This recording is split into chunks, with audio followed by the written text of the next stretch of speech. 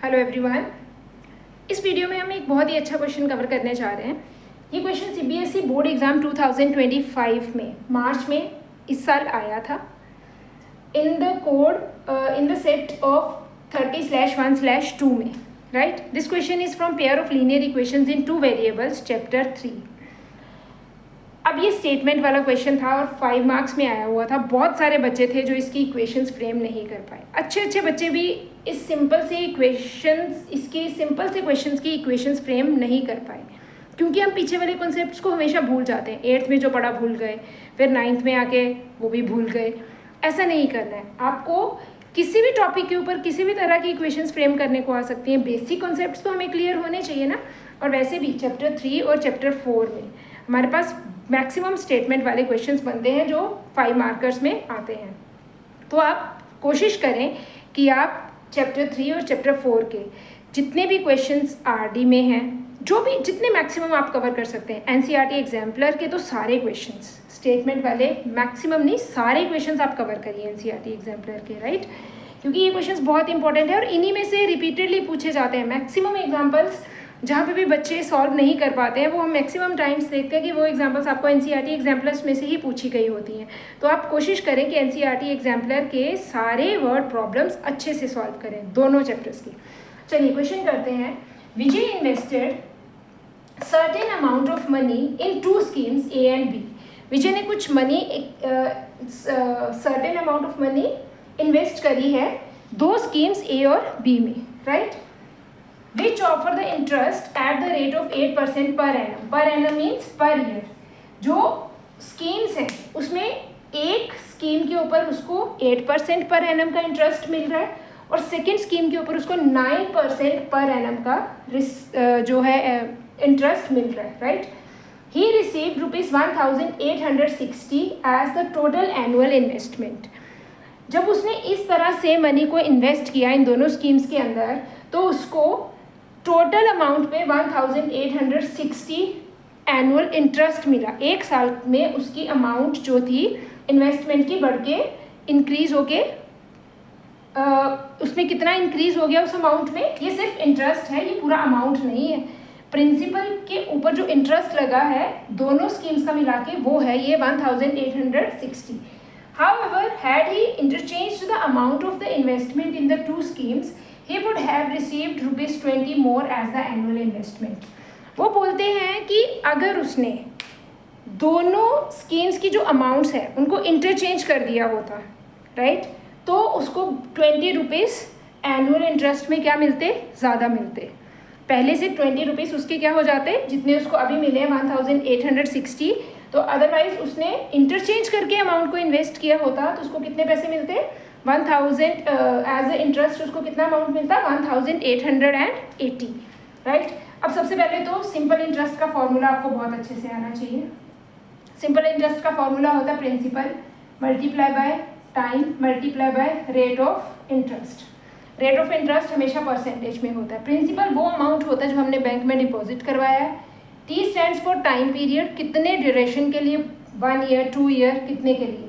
Rate of interest हमारे पास किस rate of interest पे हमारी जो अमाउंट है बैंक उस पर हमें इंटरेस्ट दे रहा है, दैट इज कॉल्ड R%। तो फॉर्मूला हम छोटी क्लासेस में भी हमने पढ़ा, हम इस तरह से लिखते थे P × R × T divided by 100। ये जो परसेंट का साइन है उसकी वैल्यू होती है 1/100। तो ये हमारे पास सिंपल इंटरेस्ट का फॉर्मूला होता है, राइट। अब आपने बताना है कि उसने दोनों स्कीम्स में कितनी मनी इन्वेस्ट की होगी। तो हम क्या लेट करेंगे बेटा, जो हमने फाइंड आउट करना होता है ना, हम वही लेट करते हैं। हर एक स्टेटमेंट वाले क्वेश्चन का ये रूल होता है, जो आपने फाइंड आउट करना होता है आप वही लेट करिए, right.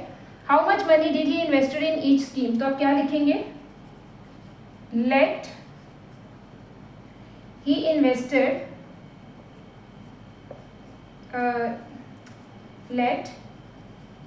let the amount he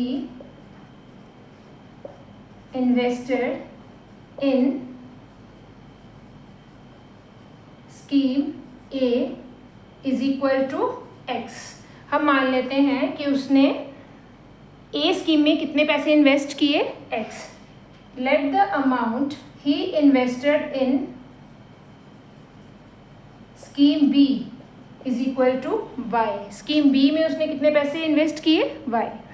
अब उसको फर्स्ट कंडीशन के अकॉर्डिंग जो उसने इन्वेस्टमेंट करी है उसके अकॉर्डिंग उसको फर्स्ट स्कीम पे 8% पर एनम का एनुअल इंटरेस्ट मिल रहा है। अगर आप, और ये इंटरेस्ट की इक्वेशन बनेगी ना, क्योंकि उन्होंने ये एनुअल इंटरेस्ट दी है, दोनों स्कीम्स का इंटरेस्ट निकालना है। देखो आप फर्स्ट स्कीम की अगर बात करो तो उसने एक्स अमाउंट इन्वेस्ट किया फॉर एनुअल मीन्स 1 ईयर के लिए किया, फॉर 1 ईयर, राइट।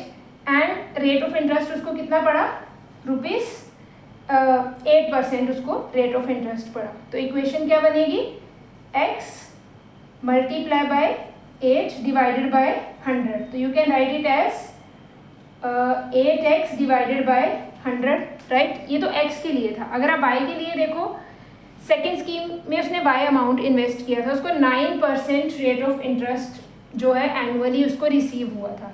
तो सेकेंड केस में आपके पास इंटरेस्ट कितना आ जाएगा, S is equal to amount is y जो उसने इन्वेस्ट किया है, 1 ईयर के लिए किया और उसको 9% इंटरेस्ट पड़ा है। तो आपके पास यहाँ पे सिंपल इंटरेस्ट कितना आ जाएगा सेकेंड केस में, the simple interest will be y multiply by 9/100, this is 9y/100। ये सेकेंड स्कीम का सिंपल इंटरेस्ट है, ये फर्स्ट स्कीम का सिंपल इंटरेस्ट है, राइट। अब दोनों को मिला के उसको टोटल सिंपल इंटरेस्ट 1860 का मिला है। तो आप कैसे लिखोगे, अकॉर्डिंग टू क्वेश्चन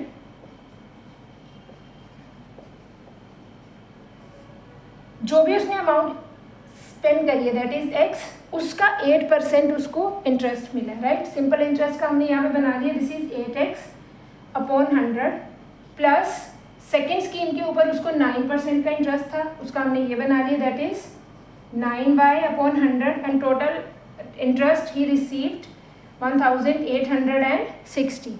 अब यहाँ से 100 आप ट्रांसपोज कर देंगे तो आपके पास फर्स्ट इक्वेशन बनेगी 8x plus 9x is equal to 186,000, right, 1,86,000, correct. Let's frame the second one.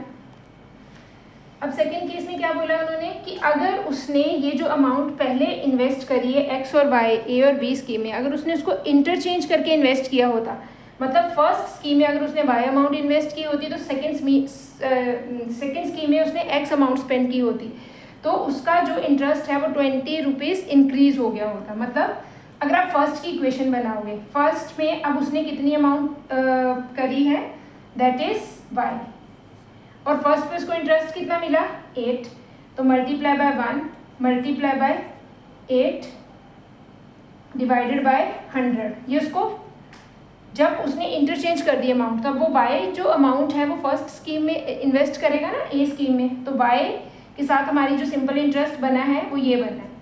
अब जो एक्स है, अब एक्स उसने बी स्कीम में इन्वेस्ट करना चाहिए था, तो उसके लिए हमारी इक्वेशन क्या बनेगी, एक्स हमारे पास प्रिंसिपल है, 1 ईयर के लिए इन्वेस्टमेंट हो रही है, 9% रेट ऑफ इंटरेस्ट है, ये सेकेंड की आ जाएगी। उन्होंने बोला टोटल इंटरेस्ट हमारे पास कितना बन जाएगा, इससे 20 इंक्रीज हो जाएगा, 1860 प्लस 20, 60 प्लस 20। अब इसको प्रॉपरली अरेंज कर लो, you will get 8y/100 plus 9x/100 is equal to 1880, right.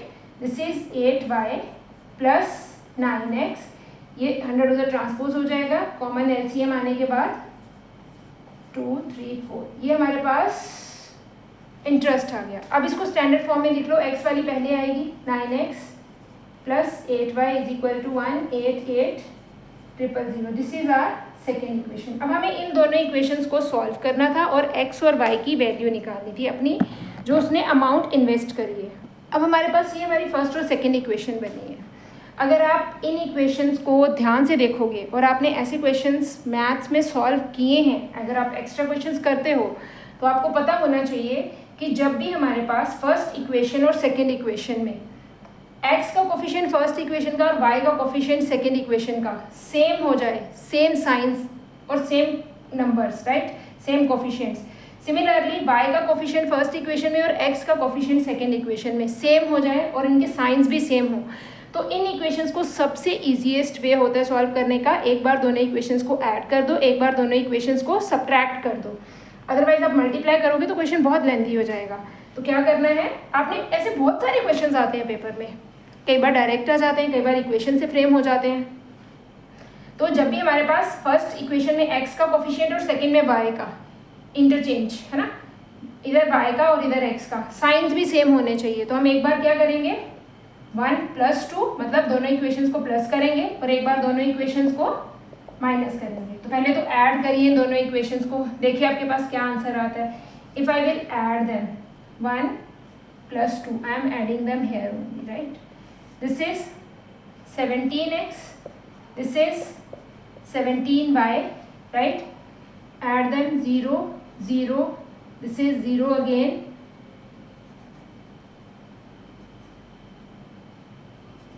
3, 7, 4, 0, 0। ये हमारे पास ऐड करने के बाद इक्वेशंस आ गई हैं।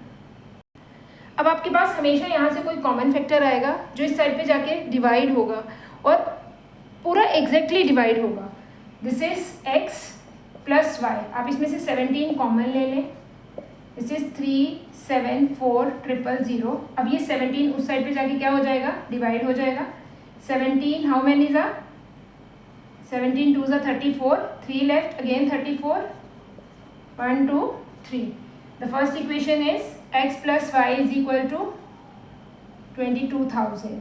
This is our first equation जो हमें किससे मिली है, this is our third equation. Now first और सेकंड तो हमने पहले से ही ले रखी थी ना, इसको हम थर्ड इक्वेशन कंसिडर करेंगे। ये हमें कहाँ से मिली है, इन दोनों इक्वेशंस को ऐड करके। अब हम इन दोनों इक्वेशंस को सब्ट्रैक्ट करेंगे। सब्ट्रैक्ट करने के लिए क्या करना है, I am going to do it here only. आपने जब दोनों इक्वेशंस को सब्ट्रैक्ट करना है तो सेकेंड इक्वेशन के साइंस आपके पास चेंज हो जाएंगे, राइट। अब आपने जब सब्ट्रैक्ट करोगे तो आपके पास क्या क्या आंसर्स आएंगे, चलिए स्टार्ट करते हैं। 8x - 9x, आपने जो अभी साइन लगाए आपने वो कंसिडर करने हैं। 8x - 9x gives us -x, 9x - 8y it gives us only +y। 9 बड़ा है ना, 8 छोटा है। अब इन दोनों को माइनस करो, नीचे वाले नंबर से ऊपर वाला नंबर माइनस होगा और नेगेटिव का साइन आएगा। 0 0 0, 8 - 6 इज 2000, राइट। आगे तो 18 है, वो तो माइनस ही हो जाएगा। अब आपके पास ये सेकेंड इक्वेशन बन, ये फोर्थ इक्वेशन आ गई। आपके पास थर्ड इक्वेशन क्या आई है, x + y = 22,000 and this is x - y = -x + y = -2000। ये हमारे पास this one equation it is, right, fourth. अब आप इन दोनों इक्वेशंस को कैसे सॉल्व करना चाहेंगे, अब किसी भी तरह से सॉल्व कर दें, एलिमिनेशन से कर दें, सब्स्टिट्यूशन से कर दें। I am going to do with elimination because x के कोफिशिएंट्स भी सेम हैं और इनके साइंस भी ऑपोजिट हैं, तो ये दोनों तो पहले ही कट हो जाएंगे। y + y इज 2y, यहाँ से 2000 माइनस हो जाएगा। This is 0 0 0, again 2 - 2 is 0 and only 2 is left. y will be divided by 2. This is how much amount he has invested in y. Y is the amount invested in scheme B. How much amount he has invested in scheme B? Rupees 10,000. Y is equal to rupees 10,000, right? अब आप x की value निकालें। आपने इन equations में put करके x की value नहीं निकालनी, आप इन इक्वेशंस में पुट करें, आप थर्ड इक्वेशन में पुट कर लें या फिर आप फोर्थ इक्वेशन में पुट कर लें। You can put in any of them. चलिए फोर्थ इक्वेशन में पुट करते हैं y की वैल्यू, ये आ जाएगी हमारे पास -x प्लस, यहाँ पे हम लिख लेते हैं put y = 10,000, right. This is 10,000 = -2000, -x = -2000, ये 10,000 भी उधर जाके माइनस हो जाएगा, -10,000। तो what you will gate, -x = -12,000, ये दोनों कैंसिल हो जाएंगे और x कितना आ जाएगा 12,000। इसका मतलब how much amount he has invested in the scheme A. अब आप आंसर कैसे लिखोगे, answer is the amount he invested in scheme A will be, कितनी थी ही, the amount he has invested in scheme A was 12,000 and the amount he invested in scheme B was rupees 10,000. Hope this question is clear. आप एक बार ऐसे questions ज़रूर try करें. Simple interest के, compound interest के, आपको ये बेसिक फॉर्मूलाज आने चाहिए सॉल्व करना. Thank you.